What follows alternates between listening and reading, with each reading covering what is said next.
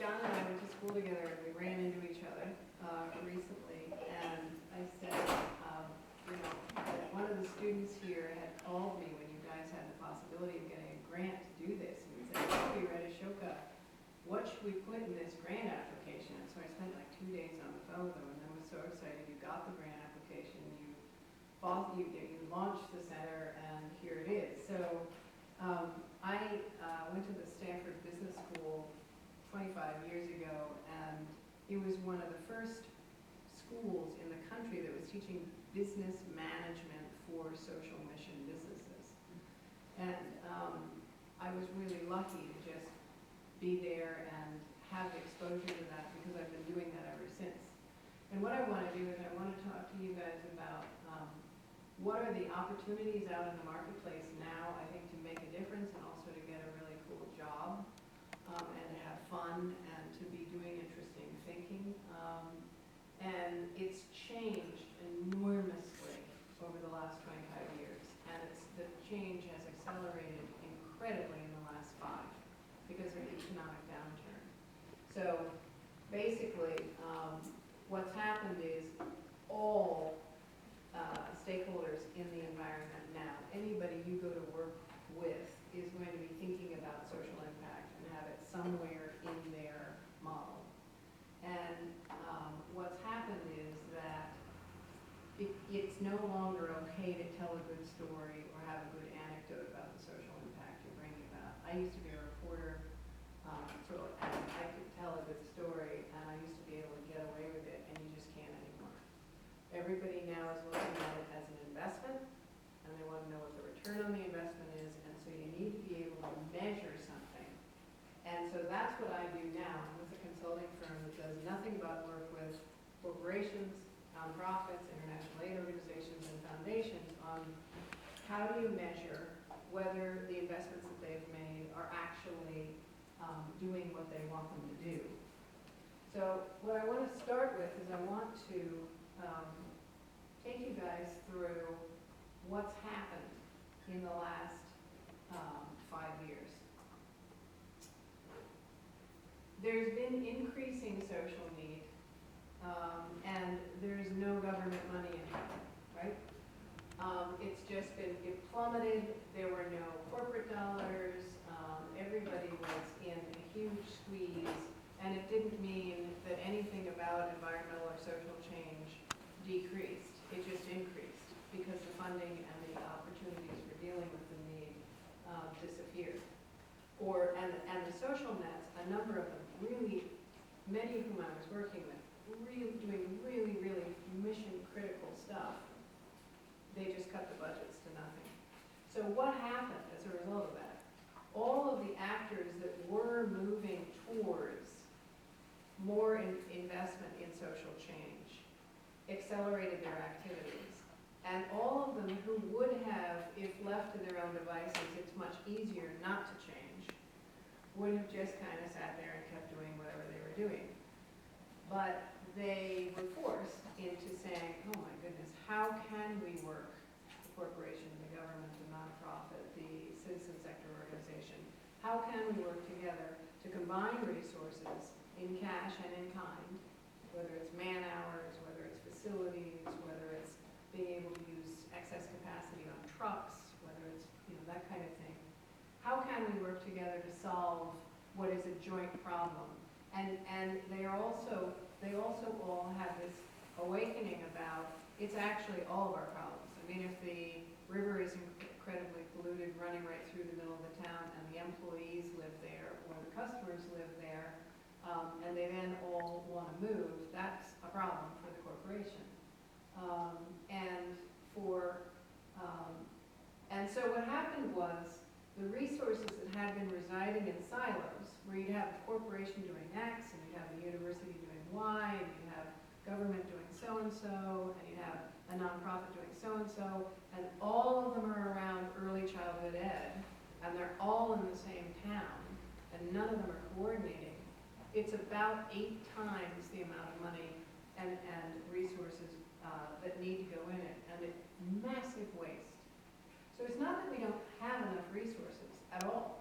It's that we've been unbelievably wasteful the way things were organized. happened is all of the key actors, which were sources of resources, have been shifting really fast. And these are all the people that you will be looking at having jobs with. So government's one. You know, the traditional way of thinking about government was think up all the programs, run all the programs, pay for all the programs, etc. Has that ever worked? No. Will it ever work? No. And finally, everybody stopped talking about that being government's role because it's completely impossible now that government funding has been cut in half. I'm a speaker for the U.S. State Department, and I've given this same presentation all over the world in developing and developed countries, and this is the same all over the world and has been for the last 5 years. What's happened is government is completely rethinking its role, and it's looking to convene. If the governor or the president invites you, everybody comes. So they have huge power to convene. They can be catalytic. They can provide seed funding. They can provide matching funding. But it's all in partnership with corporations and nonprofits and citizen sector organizations. And so if you're interested in government, it's the most interesting time to go into government since I've been an adult. And all government entities of all sorts are reinventing themselves. There's something called social impact bonds. Government is by definition incredibly risk averse. So governments will not try new ways, new and better ways of doing things.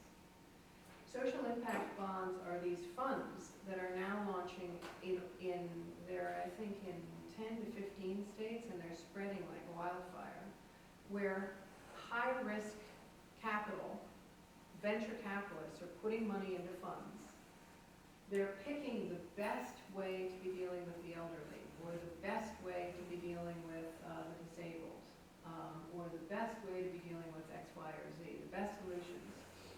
Picking a set of success metrics, agreeing on them, investing the money out of this pot in that, and then if the entity has met the success metrics within a year or two or whatever time frame is set up, government agrees to then fund that as the new way that it will be doing addressing that particular social issue, and the money, and they refund the pot. So the pot is then there to be funding the next experiment. And John Isham and my classmate, George Overholser, who's a very good friend of both of ours, is the best, he is the lead player in the country on this. It's really cool. So social impact bonds, if you're interested in that kind of stuff, you guys ought to look at. The White House has set aside money when it had no money to be investing in social enterprises in the U.S. And governors and mayors are all funding and looking to have corporations supporting social enterprises. There are new tax laws being developed in multiple states that are looking at how to have social mission businesses that are in between 501c3 nonprofits and for-profits, that are quasis, in order to have more of the engines of the economy going towards social value creation. And the State Department is having conferences around the world about the fact that social enterprise and social entrepreneurship is one of our greatest assets to be exporting, because we're ahead of the rest of the world on this. The other huge source of resources is corporations. But corporations have traditionally had an emphasis on very short-term time frames and shareholder concerns. And they basically have been looking at everything else as somebody else's problem. No longer. I mean, literally no longer. All of our growth in our business is corporations coming to us to say, how do we do this? How do we think about this? How do you grow your bottom line at the same time as doing good stuff? It's a totally different concept than a volunteer program where you're going out and picking up trash or something. It's a whole different way to how do you use your supply chain? How do you use your operations? How do you use your purchasing? How do you use your HR to be creating social value? And basically they're looking at the fact that it's much more expensive and much more of a problem for them if they don't participate in this than if they do. But then they're coming and saying, how do we do it? So what they're doing is there are a couple of forces that have really accelerated this. One is that the most valuable employees that they all want have said that they won't take jobs with corporations that don't offer them the opportunity to be doing triple bottom line thinking, people, planet, and profits, in their decision making in the corporation. Another is something called ESG ratings, which are now, there are a number of different firms that are E is environment, S is social, G is governance. There are a number of firms that are rating corporations on how much they're making movement towards leaving less of a trace, promoting diversity, investing in their communities, and governance is investing in transparency. All of those kinds of things combined about, you know, the CEOs going to Davos and saying, well, how do I get on that good guy list, that ESG list? Well, actually it means changing the whole way they do everything in the corporation. And we're working with the guys trying to do that, who are called entrepreneurs. It's hard, but so there are pushes coming from different directions, along with kind of a lot of understanding of this kind of coming about. So Goldman Sachs, you know, they created 10,000 Women, which is $100 million over 5 years, 10,000 women entrepreneurs in developing countries being put through business school and given mentors. Great for the economies in those countries, great for the women entrepreneurs, and great for Goldman Sachs because they're growing future markets for themselves. Everybody wins. That's the kind of thinking. General Electric, going and doing partnerships with cities and saying, we'll come in and we'll green your city. We'll train the unemployed people on how to upgrade the buildings so that they're energy efficient. We'll sell you our equipment that makes the buildings energy efficient. And we'll, you know, invest in a bunch of conferences and other kinds of things. Good for the city, good for them. They have Portland is one of their cities, and there are a bunch of others. Mercedes-Benz has put cafes that are run by people with autism in their display places where they're selling their Mercedes. Sales have gone through the roof. Autism awareness has gone up. People working in there have an incredibly fulfilling experience, and it's good sales for Mercedes. Citibank, they were a major funder of mine when I was the CEO of the Social Enterprise Alliance, which is the national network of social enterprises. They have to do something called community reinvestment. There's something called the Community Reinvestment Act, CRA. They all have to, in challenged markets, underserved markets, prove that they're investing in those communities in job creation and job training and other things. So they're investing in the social enterprises that are putting people like that to work and training them, etc. Universities. When I started and ran the first public-private partnership that I created for a governor, which was a 501c3 structure, the universities, I did two, one in New Jersey and one in Maryland. Who didn't participate and who did? Well, you know, Johns Hopkins and Princeton didn't participate, and Rutgers and University of Maryland were amazing. And who was even more amazing? The community colleges. So now everybody participates, and universities, which are huge engines for economic development, are taking very seriously all universities, all community colleges, the need to be educating to market needs, to be using research to be useful in answering key challenges and solving social problems, and in strengthening links between what people are learning in school and what they're going to be able to get jobs doing outside of school. You guys are in good company. I've spoken at most all of these schools when building, and they were all partners to my chapters for the Social Enterprise Alliance around the country. But essentially the key thing is triple bottom line decision making is being taught as a norm now. Again, people, planet, profits. And economic and social development that used to be taught back in the dark ages when I was your age, used to be taught as zero sum. You know, one goes up, the other goes down. Now, that's not true.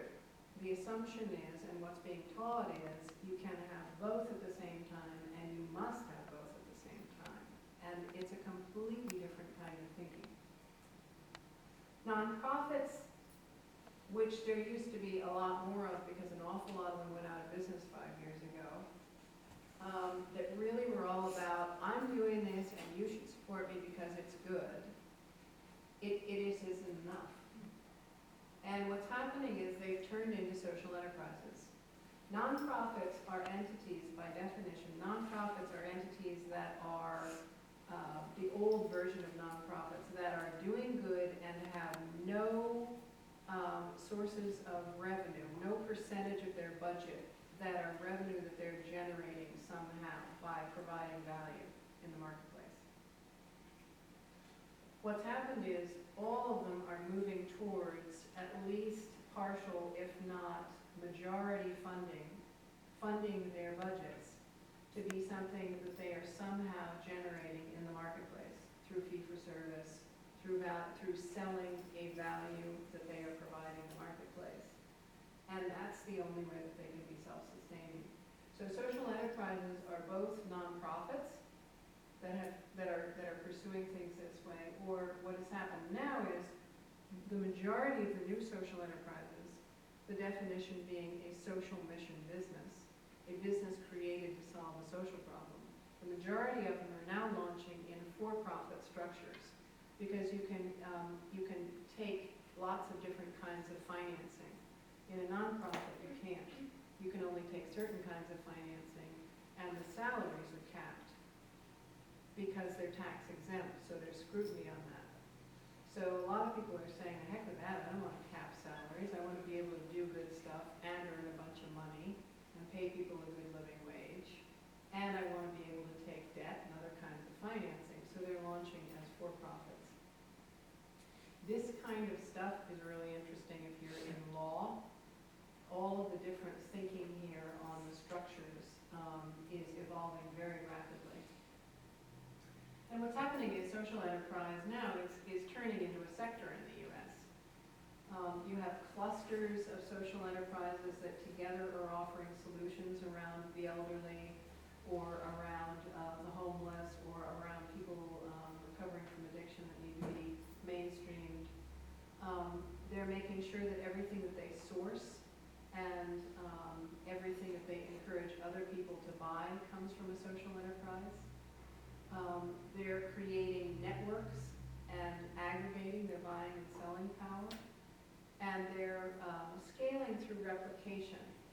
They're looking at, if I've got a business model that works, that employs people who are disabled, trains them, gives them a living wage, and pays for itself, that's something that I can put a business model in a box around, and I can replicate that, and not just run it here in Utica. I can also run it in Pittsburgh, and I can also run it in Denver, etc.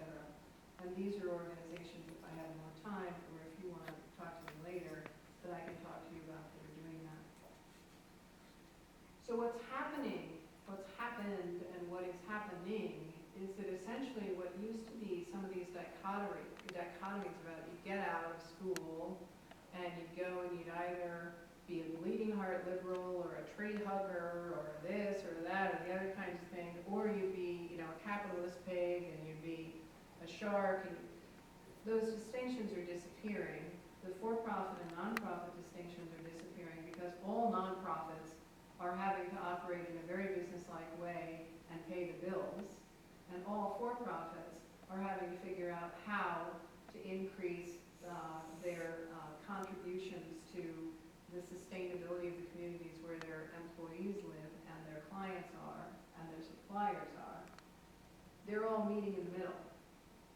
And triple bottom line analysis is something you guys are going to be doing no matter what job you go into.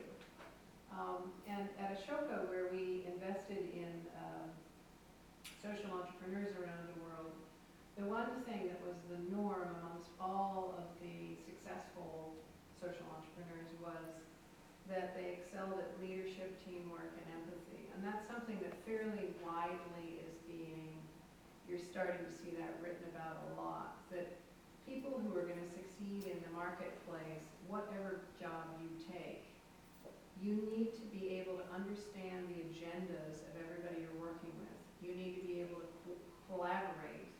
You need to be able to negotiate. You need to be able to work on teams, and you need to step into leadership roles and be comfortable in that. So this triple bottom line decision making, this is actually one of our clients. This is being done in corporations, in nonprofits, in international aid organizations, and essentially this is the thinking that you're going to have to do. Nobody wants to be here. Nobody wants to be having a program or taking an action or making an investment that's low on financial return and low on social return. That's a dog. You don't want to be there. Where does everybody want to be? You want to be doing something that is doing good stuff and making money at the same time. That's the winner. It's not realistic that everything's going to be there, though. So we'll go in and we'll map programs for a client in a grid like this. And it's okay if not everything's in the green box, but what's in this box and what's in this box have to balance out. Because it's okay to have some that are really, really doing good stuff and not making much money, but you're really meeting mission. And then it's okay to have things that are just churning a lot of money that aren't really doing much about mission, but they fund the things that are up in this box. So this is what triple bottom line decision making actually looks like in these organizations when they're doing their strategic planning and things. And in order to be able to do this, you have to be able to measure social return. And that's something that people haven't done in the past. So that's why, knowing that, I've gotten into the business that I'm currently in, which is where the market is right now, which is this game of how do you measure social return on investment. So these are some of the people thinking about this, which is a lot of familiar names. And these are all clients. So what we do, what I mean when I say that is, we'll go in and we'll say, okay, to the Inter-America Development Bank, or USAID, or Coca-Cola that's got its community, its corporate social responsibility initiatives in Eurasia, or, and we'll say,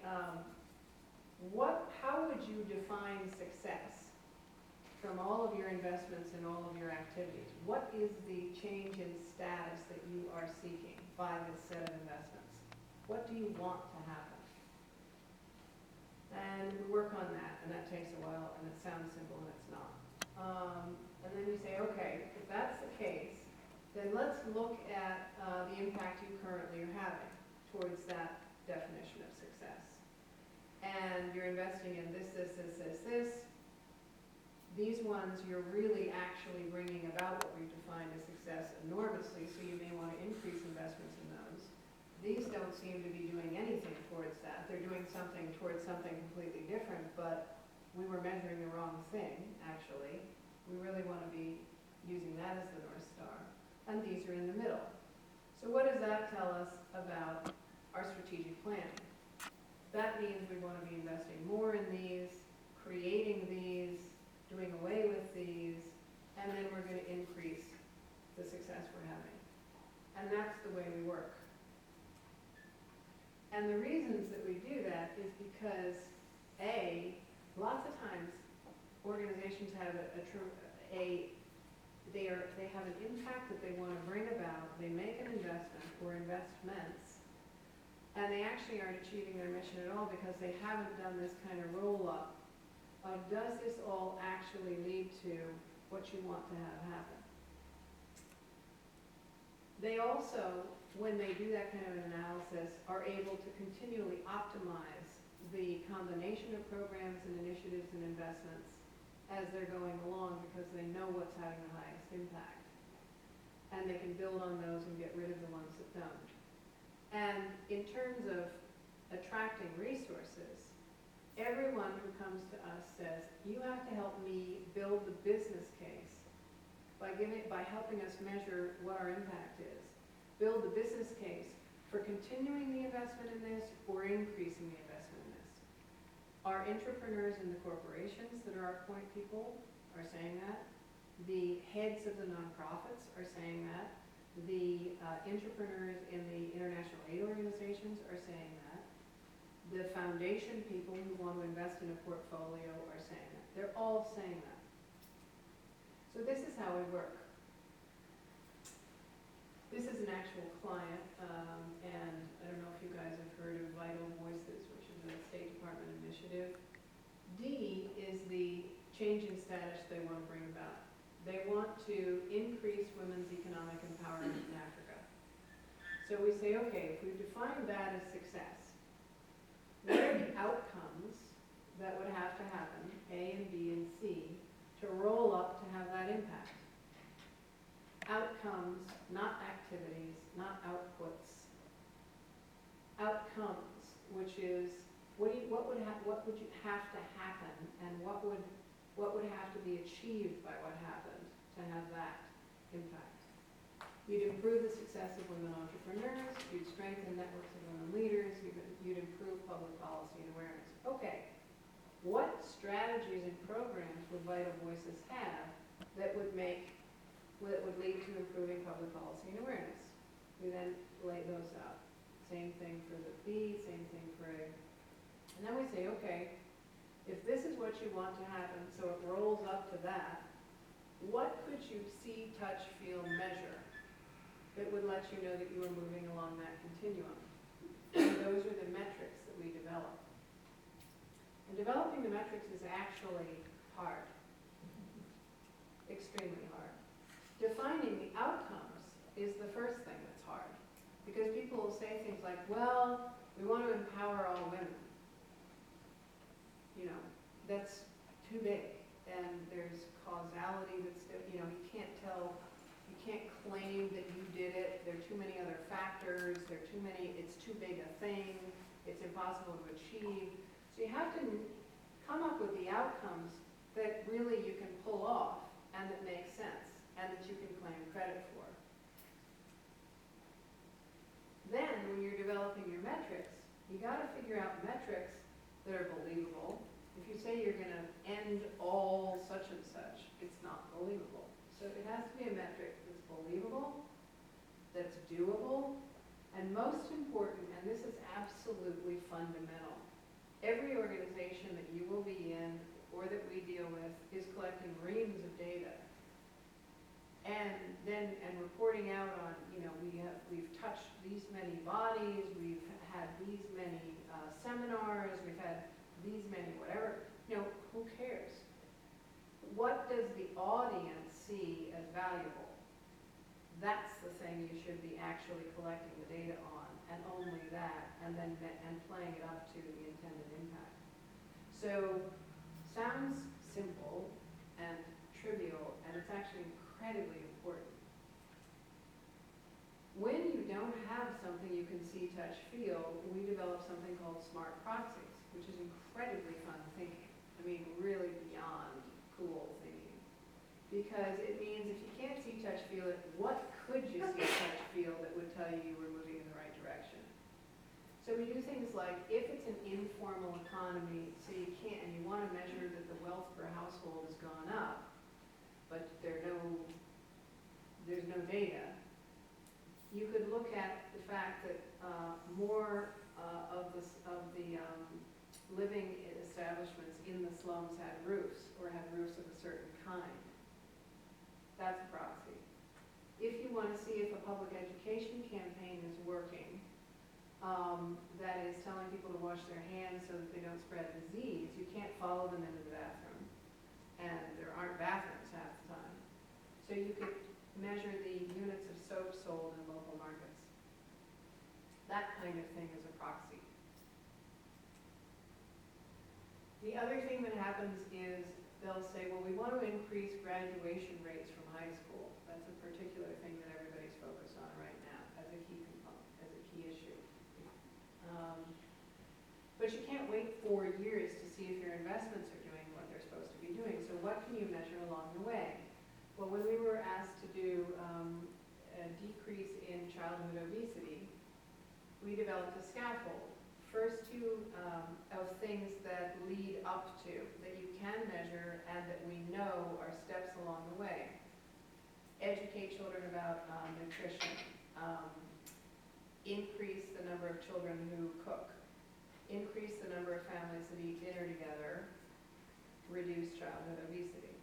And we could measure how many kids have been educated on nutrition.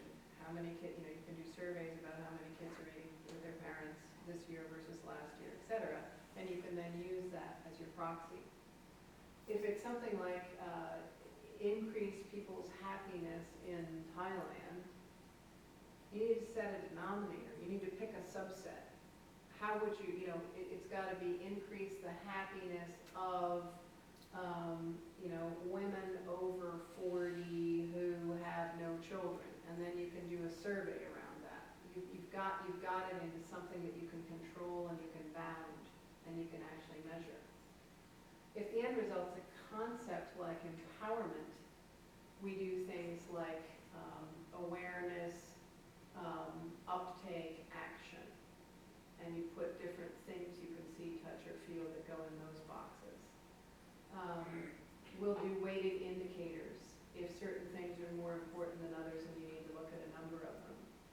And if you don't know what good is, if you don't know what succeeding is, you can set a benchmark. And what we've found is that without the data and without the measurement, you can't actually scale any of it because you can't make the business case any longer for increased investments or even with the economic downturn for continued investments or for lack of cuts as there have been so many. So those are the things that I wanted to point out are going on around you, what you're going out into. And I think it's one of the most interesting times and most exciting times to go out and be getting a job that I can remember. So I'd love to answer any questions, but thank you for listening.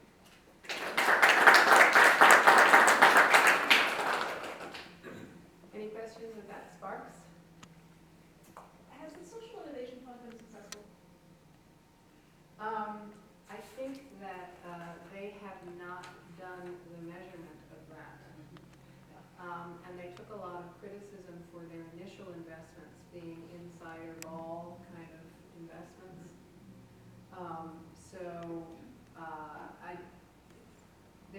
The measurement and the analysis has not been done. We tried when I was the head of the Social Enterprise Alliance to get them to use our members as benchmarks. But there wasn't quite enough flexibility and creativity and enough entrepreneurs to be really there. So again, things like that they're a start, they're a stake in the ground, but so much of the time it's like the first pancake, you need to throw it out and then there's the next one and the next one, they keep getting better. So I really put that one in that it was a start that kind of got it in the conversation. But there were a lot of flaws in the what about execution. 10,000 women? That's 10,000 women. 5 years is done, correct? No, we still have 10,000 women at the American University of Cairo. Right, but their first funding was a 5-year chunk, right? Yes. And I think it was over 5 years ago now. At least they announced it and then they didn't implement it immediately, so maybe the clock's over. They may be in their last fifth year, because I know they're still active in Cairo. I should know the answer to that. But we were involved in Ashoka in designing that and in designing the criteria they used for who to invest in.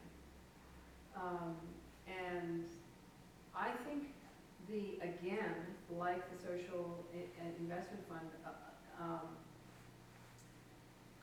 a lot of it was them putting such a massive amount of money in it and saying, we've done all the research and we've decided, we've basically proven, and here's all the proof, that the fastest and best way to sustainably improve an economy, to grow a developing economy and strengthen it, is to give women the ability to support themselves because they turn around and they support their children and their communities.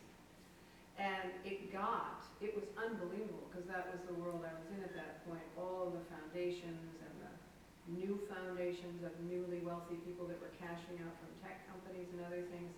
It swung a massive amount of money into that issue. So it was more successful for that. I think the program has been successful, but it was more successful at the attention it got to the issue. You know, it got Nike doing the girls. It got Paul Allen on 10 times 10, which is now a client of ours, which is girls. It got so many entities are investing in women and girls, and you really didn't see that. It's put other entities like the International Center for Research on Women out of business because it got so many people into it. But so that's a long answer to your question, but it's, yes, very successful, but almost, you know, but probably in a different thing. Yeah. I'm currently working for John Eischen, and I'm trying to do this exactly for the Davis Peace Project Yeah. in Middlebury. And one of the questions I always struggle with for the projects is questions about empowerment, and does this empower the direct beneficiaries? Right. And this makes a lot of sense, but I'm wondering if you've come across a good method to really measure empowerment. We have. We have a taxonomy now for most issues because we've been doing it for almost 10 years. And we currently are doing a project for Walmart in Bangladesh on empowering their efforts to empower women factory workers. So we've come up with a set of metrics and things that you can see, touch, feel, or proxies that you can measure to tell whether it's working or not. And so if you'd like, I can put you in touch with the woman who's in charge of that project, and she can tell you the kinds of things that we've found work to say equal evidence of empowerment. Sure. And a lot of it, you know, it's tricky because a lot of it is dependencies. I mean, a lot of it is, you know, empowering them really involves changing the way the husbands view them and deal with them at home, or the way, you know, so there are all these dependencies involved. So it's actually fairly complicated, Right.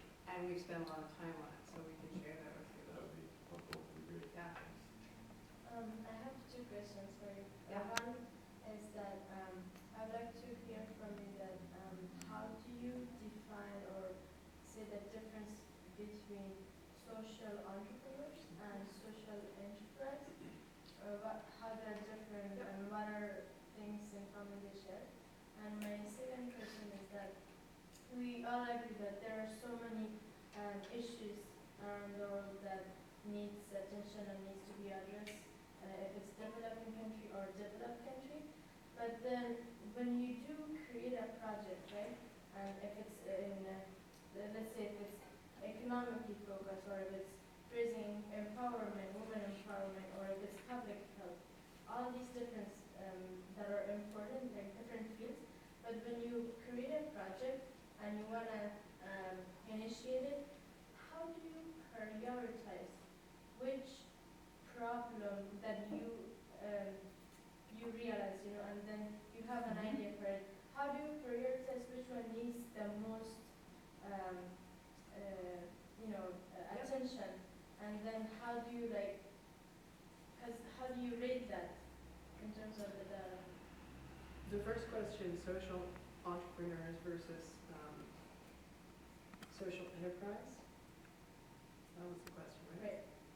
Right. So social entrepreneurs are business entrepreneurs that have come across some social problem that they are so passionate about changing that they stop doing whatever it is that they're doing, and they, most of the time, most of them are older than, you know, most of them most of our Ashoka fellows were, experts and had very impressive careers in some area of expertise, and they would be going along and they would consistently come across some gap, social gap, or inequity or something that and then they would just leave and take their knowledge, their deep knowledge of that particular issue and work on solving it and setting up an enterprise that was around that. So it's basically using entrepreneurs are more equal than others, and they, in many capacities, and it's throwing all of that at solving social problems sustainably, and doing so in a way that the sustainable part is bringing about systems change. So essentially, the idea is that you find a better way, you figure out how that better way can be sustainable, and you can create a model around it. And then real success is uptake by the ecosystem. It's basically having it adopted by the systems in the country. Social enterprise is the entity that they create. It's the business they create. So you create a social enterprise that carries out whatever it is you're doing. The social entrepreneur is the person. The person creates the entity that does the work, and that's called the social enterprise. And a social enterprise is very specifically a social mission business that can be either for-profit or nonprofit, that was created to solve a social problem and is somehow tapping into market forces. It's not just doing good because good is important to do. It's and just saying, I want to help people and you should just give me money because of that, because it's good. It's somehow figuring out that you're selling something, somebody's buying that, that's funding something. You're actually really using the markets. That's a social enterprise. But it can be for-profit or nonprofit. And lots of my social enterprises were nonprofits that had for-profit subsidiaries. They would launch for-profit subsidiaries that would then be able to take different kinds of financing, et cetera. On the other question, in terms of issue dependencies, if you go to any country or any area and you just go around and you start asking people in the social mission businesses how it works, where does their population come from, how does that population then become better, or how does that problem be solved, and what are the steps and the dependencies along the way, you'll very quickly know. First you have to have this, then you have to have this, then you have to have this. And when I've done that, like at a food bank in Nashville, this amazing woman running this food bank, I spent time with her and I just said, of all the things, what is it food that's the most important? And she said the most important thing for people to turn the corner is the stability of a roof over their head. So the number one thing is housing. The number one thing that then begins to turn people's ability to then get a job, then have food on a regular basis, then have kids that don't, that are able to then grow up and be productive, et cetera, is a roof over their heads. So homelessness, housing is the key factor. Whether that is or is not the same for each place and the rest of it, you go to the Sahel in Africa, the defining factor is potable water. Who cares how much food you have? And who cares if you have a roof over your head if there is just no potable water? So it changes in different places, but if you go and you just have a series of interviews around with people, you can very quickly put together what it's called is environmental mapping, and the dependencies of the different things on each other, and then you can figure out what problem you want to solve and what things you have to hit to get there. I've done a lot of that. It's really fun and interesting. I joined a board that was dealing with women's mortality in Colombia, in Cali, Colombia. So I thought, and it's much higher there, women's mortality from cancer. It's much higher there than in other places. So I thought, well, if we're gonna have this nonprofit that's fixing this, you gotta figure out why and what's, so then you just interview around and you figure it out. It has to do with things like the public transportation system, no public awareness, so the government isn't investing in that. They can't take trains or buses to get there. There's no child care. If they tell anybody they have cancer, their husbands immediately leave them. You know, it's all these different things. And you can then isolate what you work on and how they are dependent. But you just go and ask. Yes. Thanks. My question is, I guess, okay, so at Middlebury, I'm working on trying to get the college to invest its endowment with socially responsible investing, using the ESG criteria and everything that you mentioned. And one challenge that we're running into, kind of one of many, is that it can be hard to distinguish a corporation's programs from what its overall social impact is. So like, I see that you're partnered with McDonald's, for instance, and that must mean that they have some cool social impact program that they're running, that you're measuring the impact of. But I guess my question is, do you have any advice for them figuring out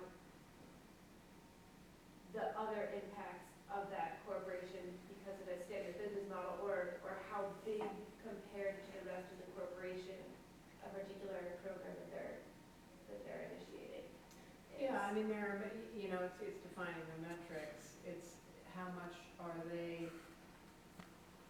how big is the budget of their corporate citizenship division?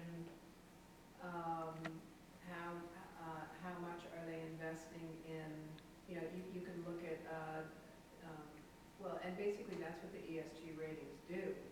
How many people, you know, women and minorities are they advancing in each year? How many are in leadership positions this year versus last year? Things like that, you know, how much have they reduced their CO2 emissions? Those are all things that the ESG ratings measure. And basically it's budgets of corporate citizenship entities, and then also, do they have, I just did a benchmarking for a chemical company on this. Do they have a annual report, which is a corporate citizenship report?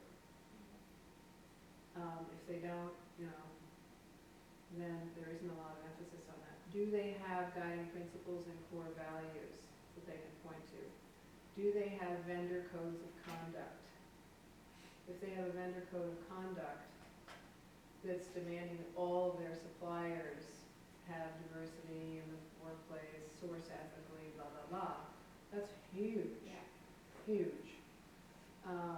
And, you know, so things like that are some of the, do they have in the employee reviews as one of the metrics, or as one of the categories, contribution to corporate citizenship initiatives?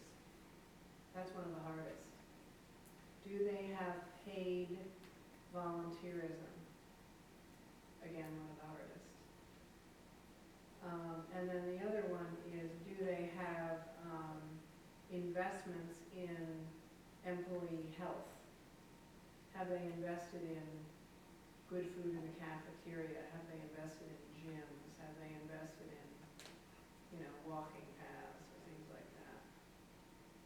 Those kinds of things are the ones that I was uncovering in this benchmark. I'm curious if you're, it's not a selfish question because I've actually worked for B-Lab, but I'm interested if you're familiar with the B Corp certification. Yeah, And I love those guys. They're very smart, and they've been very aggressive and good at what they do. do you, I think one challenge, I'm just curious about like scaling that type of certification, or like what like Again, that certification can mean. Again. it's a start at raising awareness around. I mean, are you guys familiar with B Corps? What they do is it's a certification for corporations that started about I don't know when it started, but it started really being kind of noticed about 2 or 3 years ago. Maybe it's 5 years old, I don't know. It's 5 years old. Yeah, I guess. So essentially what it is it's saying that if you're in a corporation, you have fiduciary responsibility to your shareholders, and that is your ultimate responsibility. So that you would be liable as the CEO if you made investments or decisions that elevated above, prioritized environmental or social impacts over financial impacts. You would be liable. So the B Corps, the whole sort of B Corp thing is that it's, you go through a set of steps to change the bylaws of the corporation that enable management of the corporation to be equal, it's taking into consideration environmental and social impacts of decisions and actions and investments, along with the financial impacts. And so, what does that do? Taking into consideration, I mean, but really it's gotten quite a lot of attention, it's gotten quite a lot of people signing up, and it's gotten everybody sort of thinking about that, and thinking about the fact that why shouldn't it be okay to do that? How crazy that you have to change the bylaws. And so I think the success is more, again, like what we were talking about earlier, I think it's going to, over time, 50 years from now, that will be its real success. And I think probably those guys would tell you that, because they've already moved on to new stuff. They're already on to the gin or gears, et cetera. So I think they've made a great contribution, and it's not the be-all and end-all. It's the beginning on the corporate side of, it's like all of the changes in the tax structures for nonprofit and for-profit hybrids and stuff. It's on the corporate side, and it's again this whole thing of everybody coming into the middle, really. Yeah. I just have to follow that up on Jenny's question about the metric, the social entrepreneurship, or the social value of a corporation, and make sure I understand. If I understand correctly, a corporation can have their corporate side and then a social enterprise side. And you're evaluating both together or separately? And the reason for my question is because it's a current issue. I'm thinking of Bushmaster rifles. And when they talk about the community where they're located, they do all kinds of social good. But if you look at the product, it probably wouldn't fit into what Middlebury wants to start a new investment in. Right. So when you're looking at investing, are you looking at the fact that the actual corporate side may have a negative impact, but they're doing otherwise good things? Or are you looking at just the good things side? No, it's the social enterprises are separate, they're nonprofits or they're social mission businesses. Mm-hmm.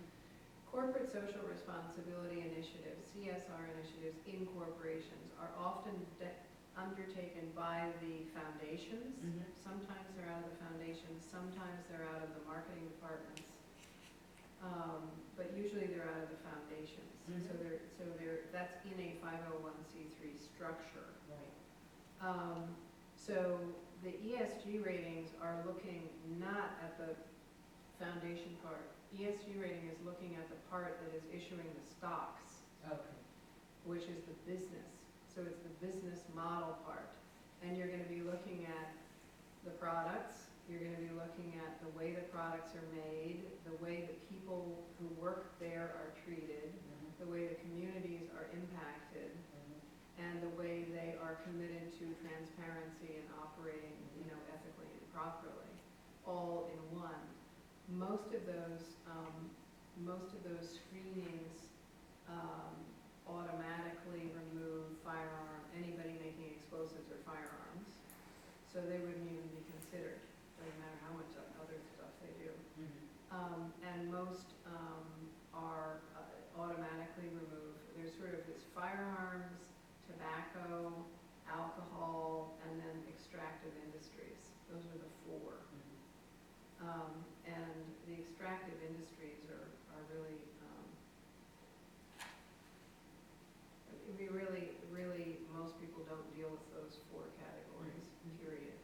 but everybody else, you know, is doing, they're looking at the business. Because the ESG ratings are ratings for stocks.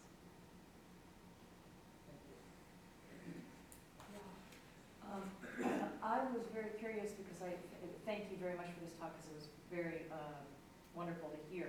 And I've worked with measuring outcomes for organizations. And I'm intrigued by the idea of proxies because sometimes it is very difficult to measure those outcomes. So Yeah. I'm wondering, is there a definition that you can describe how you arrive at proxies that seem very close to outputs? What we do is we develop the proxies with the client, and we develop them with the stakeholders who are either inside the entity or outside the entity. And then we go out and we test them. So it's Then we research. sort of say, okay, I mean, again, in this town where they sold more bars of soap, you know, did the incidences of disease transmission go down? Were we right? You know, I mean, because of course it's an educated guess. I mean, you know, and then it's, you know, you're mostly right, but we didn't take into account this factor, and then you get it, you know, sharper and sharper. So that really you do it by follow-up research. Yes. And that's, so Yes. with the first year of any kind of proxy, you wouldn't have the data to support that, but one would That's take the right. leap It's and then the best build in. guess. Okay. But again, because we've been doing it now for 10 years, and because really there are only so many issue areas, like women's empowerment, lots of people are focused on that. So we've kind of done our things that we can measure, and then our proxies, and we've been testing those for years. So we actually kind of have, you know, the new ground, there isn't so much new ground, but that's how we've done it. We've done it over time. We go back and we test whether we were right, and we keep optimizing it. Because, and you have to, you know, I mean, I think that's the trick is being clear about what you are saying and what you aren't, which is really the key to be, you know, is being credible with this stuff. And you say, based on X number of stakeholder interviews of Y kinds of stakeholders, which are probably about the most knowledgeable people you're going to get to tell you how you'd be able to tell, we've arrived at this. You know, can we prove it? No. But this is what we think. And usually that's a lot better than what people have